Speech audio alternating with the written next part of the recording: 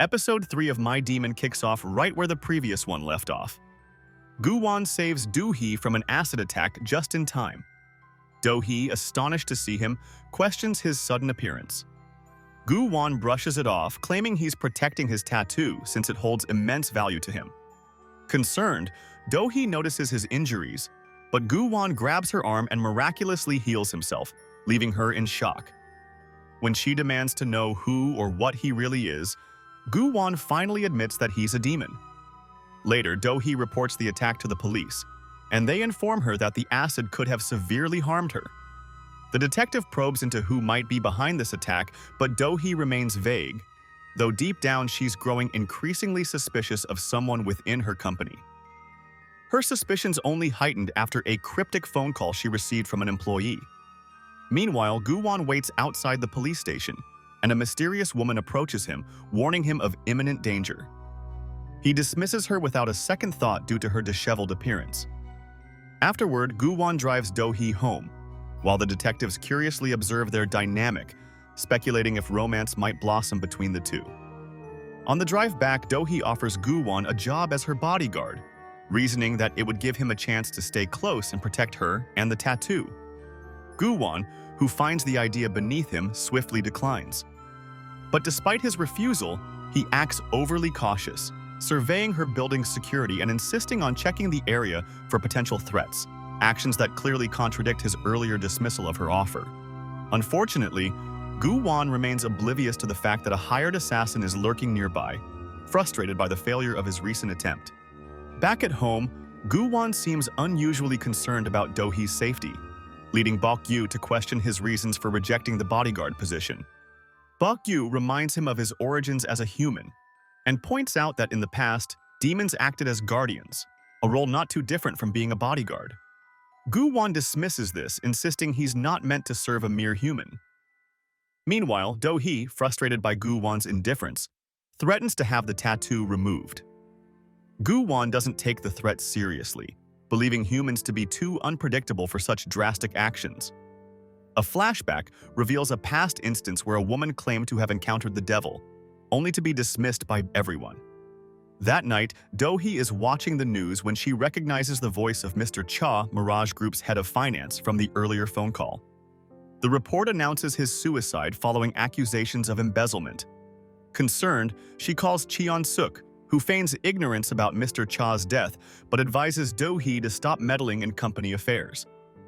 However, after the call, Cheon-suk immediately begins investigating Mr. Cha's death and the company's financial records.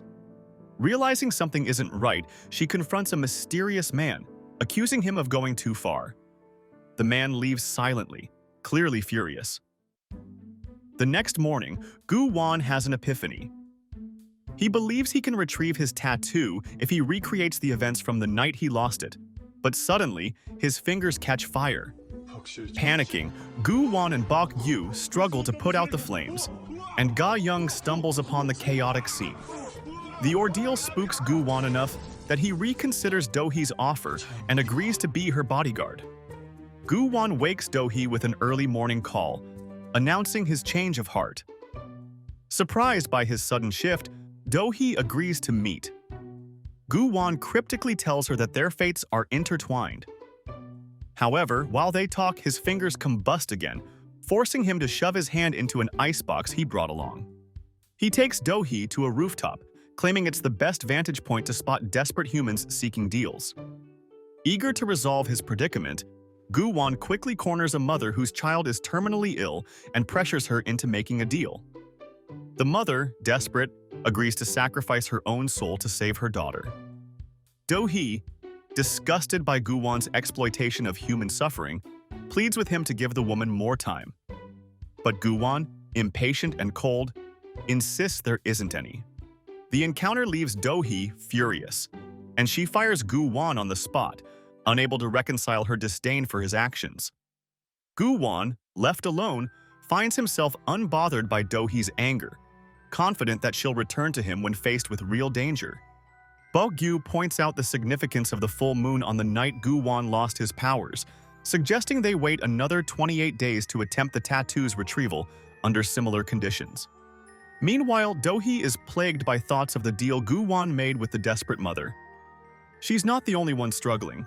Gu-won also can't shake Do-hee's words from his mind. He visits the hospital, where the little girl is being discharged, and is deeply moved when she tells him she doesn't want her parents to suffer anymore because of her illness. Elsewhere, Do-hee starts considering hiring bodyguards through her assistant, Da-jung. But later in the day, while leaving a hotel, she sees the same family celebrating the girl's birthday. The sight causes her to rethink Gu-won's deal. As she drives home, she's startled to see Gu-won waiting outside her car, dressed in black and holding an umbrella under the rain. Ready to accept the bodyguard role, he insists on protecting her. But Da-jung makes sure his transition into the job isn't easy. She gives him martial arts books to study and refuses to let him carry a weapon. His presence sparks curiosity among the other employees, who can't help but gossip about his looks and wonder what his weaknesses might be. Later that night, Gu-won and Do-hee discuss their change of hearts. They tease each other as usual, with Do-hee mocking him for his contempt toward humans despite once being one himself. During their conversation, Do-hee receives a concerning message from Cheon-suk, who cryptically tells her that it's time to go. Believing it to be another one of Cheon-suk's pranks, Do-hee asks Gu-won to drive her to her home. However, this time, Cheon-suk wasn't joking. They arrive only to find her dead in her greenhouse. Do-hee is devastated, begging Gu-won to save her, but he gently reminds her that even he can't bring someone back from the dead.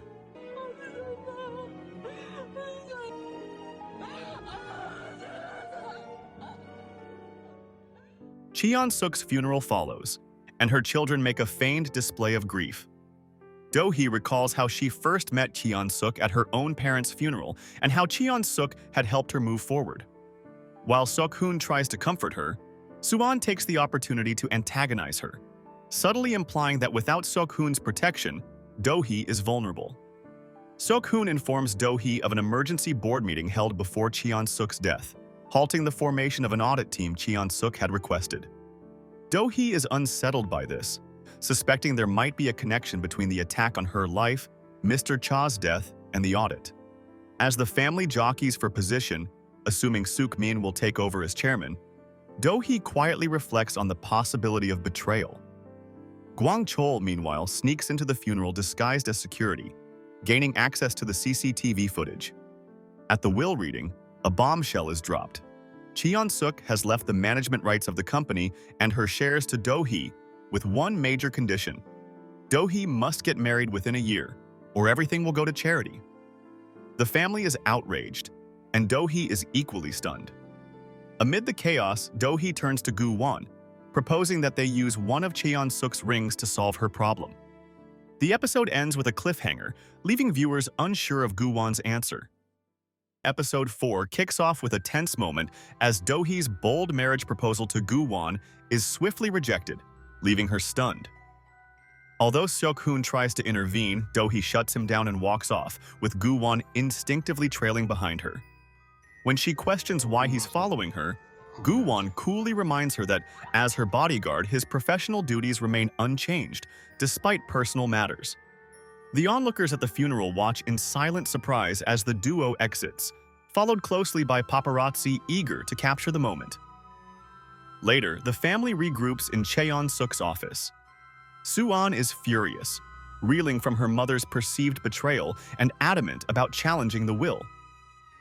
Suk-min, on the other hand, advises against it, deeming any legal battle futile. Instead, he coldly decides to give Cheon-suk exactly what she requested, though not without a calculated approach. As he glances at his mother's glasses, he recalls a memory from 12 years ago when Cheon-suk had refused to protect him after a drunk driving incident, leaving him to face the full consequences of his actions. Meanwhile, Do-gyun smokes in Cheon-suk's garden and cruelly crushes a butterfly underfoot, a symbolic act reflecting his disdain for her legacy. In another part of town, Gu-won drives Do-hee home, and the atmosphere between them is awkward. Do-hee tries to brush off her proposal, calling it a joke or sleep talk, though it's clear her pride was wounded by his refusal. Gu-won, indifferent to the whole situation, reiterates his desire to remain unmarried, which only frustrates Do-hee further.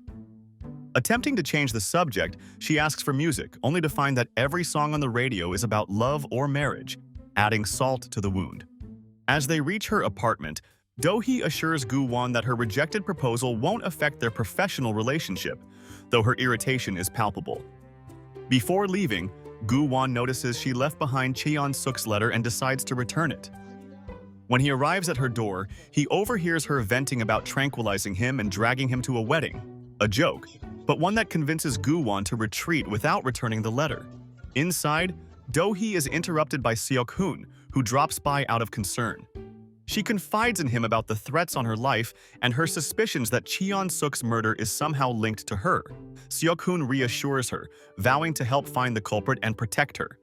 When the conversation turns to marriage, Do-hee admits that she's willing to marry anyone who will help her secure her position as chairwoman and uncover the truth behind the murder.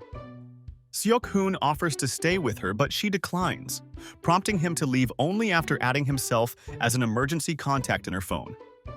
As he exits, Do-hee finds herself alone for the first time in nearly 2 decades. Meanwhile, Gu-won updates Bok-gyu on the situation. Bok-gyu playfully compares their dynamic to the movie The Bodyguard and lays down the 3 rules of being a bodyguard. Never let her out of sight, never stray from her, and never fall in love. Gu-won scoffs at the notion of love, especially with a human, but Bok-gyu seems unconvinced. The next day, Do-hee's rejected proposal makes headlines, leading her to confront Gu-won in frustration. She demands a straight answer for why he turned her down, and though both maintain they have no interest in marriage, Do-hee is clearly embarrassed. Their heated argument ends with her stomping away, but Gu-won insists on driving her home, citing safety concerns. During the drive, Do-hee opens up about her difficult past and how work has always been her escape from feelings of guilt and sadness. She falls asleep, giving Gu-won the chance to slip Cheon-suk's letter back into her bag. When she wakes up, they say their goodbyes, and Do-hee reluctantly adds Gu-won as an emergency contact on her phone. Later, Do-hee reads the letter from Cheon-suk, which brings her to tears. Cheon-suk expresses regret for leaving her to fend for herself and urges her to find someone who can ease her loneliness. At the same time, Do-hee reflects on her vow to uncover the truth behind her death. Elsewhere, Gu-won begins to recover memories from his human life, much to Bok-gyu's concern. These memories suggest that Gu-won is slowly becoming human again, a development that could mean the loss of his immortality. Disturbed by this possibility, Gu-won stays closer to Do-hee, knowing he needs her to maintain his supernatural abilities. Do-hee soon becomes aware of Gu-won's peculiar behavior and realizes he's using her as a source of power. Offended, she denies him physical contact. On their way to work, they continue bickering about holding hands. A strange woman notices their interaction from a stoplight and comments ominously on how fleeting good times can be. At work, Do-hee and Gu-won delve into the investigation of Cheon-suk's death. Despite Gu-won's initial confidence in using his abilities to find the killer, he's unable to do so since he never saw the assailant's face. As frustration builds, they stumble upon Min-soo and some other employees gossiping about Do-hee's growing closeness with her bodyguard. The two hide in a cramped space, sparking an awkward moment of closeness before Gu-won teleports them outside. As the episode draws to a close, Gu-won and Do-hee attend a team dinner, where Gu-won accidentally offends Do-hee with an offhand comment comparing their relationship to pork and pigs. The night ends abruptly as Do-hee storms off in anger. Gu-won, confused, walks away as well but soon finds himself ambushed by the mafia gang, who blame him for their boss's death. He's severely beaten, but Do-hee arrives just in time to save him. In the ensuing fight, Gu-won and Do-hee partner up, seamlessly blending a tango dance with martial arts moves, making for a visually stunning battle.